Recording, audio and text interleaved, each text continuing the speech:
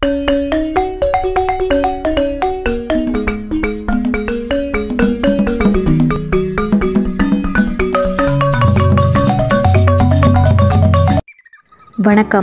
வலையோசை சேனலுக்கு உங்களை அன்போடு வரவேற்கிறேன்.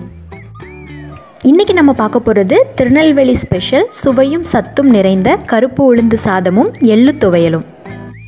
வீடியோக்குள்ளே போகிறதுக்கு முன்னாடி நம்ம சேனல் வலையோசையை நீங்கள் புதுசாக பார்க்குறதா இருந்தால் என்னுடைய மற்ற வீடியோஸையும் செக் பண்ணி பாருங்கள். உங்களுக்கு பிடிச்சிருந்துச்சுன்னா சப்ஸ்கிரைப் பண்ணிக்கோங்க, பெல் ஐக்கானையும் ப்ரெஸ் பண்ணிக்கோங்க. ஃபஸ்ட்டு உளுந்து சாதம் எப்படி பண்ணலான்னு பார்ப்போம்.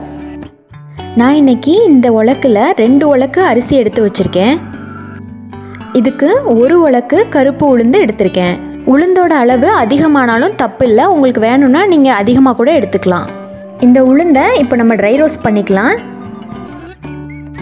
நல்ல வாசனை வர வரைக்கும் ட்ரை ரோஸ்ட் பண்ணுங்கள்.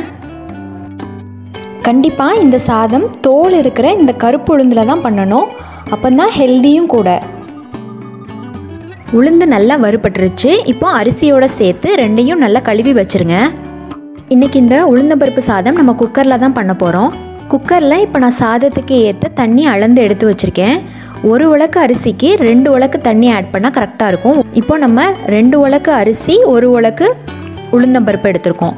ஸோ நம்ம 1:2 அப்படிங்கிற ரேஷியோவில் பார்த்தோன்னா மொத்தம் 6 உலக்கு தண்ணி ஆட் பண்ணணும்.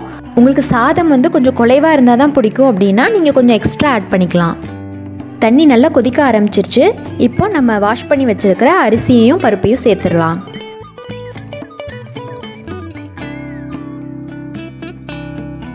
ஒரு ஸ்பூன் வெந்தயம் ஆட் பண்ணிக்கோங்க. 1 ஸ்பூன் ஜீரகம் ஆட் பண்ணிக்கோங்க. 10 பல் பூண்டு உரித்து சேர்த்துக்கோங்க. தேங்காய் துருவல் சேர்த்துக்கோங்க. தேங்காய் துருவலோடைய அளவு நம்ம நிறையா சேர்த்தாலும் தப்பு இல்லை, டேஸ்ட்டு நல்லாயிருக்கும். உங்களுக்கு எவ்வளோ வேணுமோ அவ்வளோ சேர்த்துக்கோங்க. இந்த சாதத்துக்கு தேவையான அளவு உப்பு சேர்த்துக்கோங்க. அவ்வளோதான், எல்லாம் சேர்த்தாச்சு. இப்போ எல்லாத்தையும் சேர்த்து நல்லா கலந்துக்கோங்க. நல்லா கொதி வந்ததுக்கப்புறமா குக்கர் லிட் போட்டு விசில் போட்டுருங்க. விசில் போட்டு ஒரு 4 விசில் விட்டுருங்க, கரெக்டாக இருக்கும். ப்ரெஷர் எல்லாம் அடங்கிருச்சு. இப்போ பாருங்கள் நம்மளுடைய உளுந்தம்பருப்பு சாதம் எப்படி ரெடியாக இருக்குன்னு.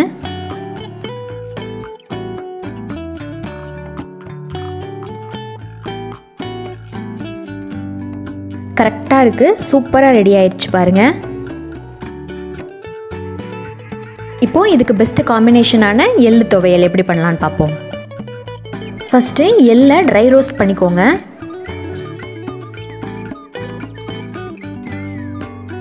எள்ளு நல்லா வெடிக்குது பாருங்கள். நெக்ஸ்ட்டு மிளகாய் வத்தல். மிளகாய் வத்தல் உங்கள் காரத்துக்கு ஏற்ப உங்களுக்கு எவ்வளோ வேணுமோ எடுத்துக்கோங்க. 1 ஸ்பூன் ஆயில் ஆட் பண்ணி அதில் நல்லா ரோஸ்ட் பண்ணி எடுத்துக்கோங்க. அடுத்தது தேங்காய் துருவல். இது லைட்டாக ஃப்ரை பண்ணால் போதும், ரொம்ப ப்ரௌனாக ஃப்ரை பண்ணணும் தேவையில்லை. இப்போது இது எல்லாத்தையும் ஆறுனதுக்கப்புறமா ஒரு மிக்ஸி ஜாரில் ஆட் பண்ணிவிட்டு இது கூடவே கொஞ்சம் புளியும் உப்பும் சேர்த்து நல்லா அரைச்சி எடுத்துக்கோங்க.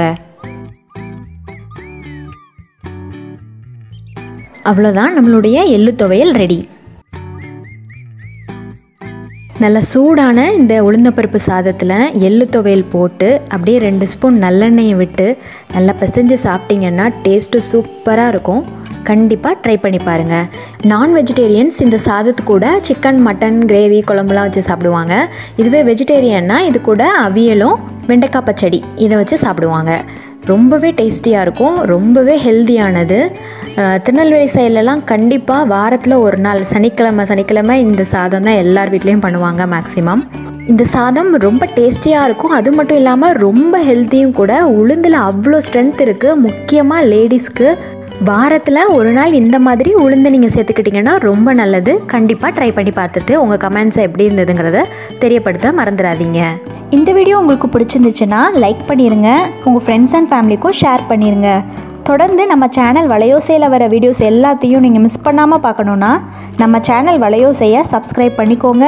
பக்கத்தில் இருக்க பெல் ஐக்கானை ப்ரெஸ் பண்ணி ஆல்ங்கிற ஆப்ஷனை செட் பண்ணிடுங்க. அப்போ தான் நான் போடுற வீடியோஸ் எல்லாமே உங்களுக்கு நோட்டிஃபிகேஷனில் தவறாமல் வரும். நன்றி.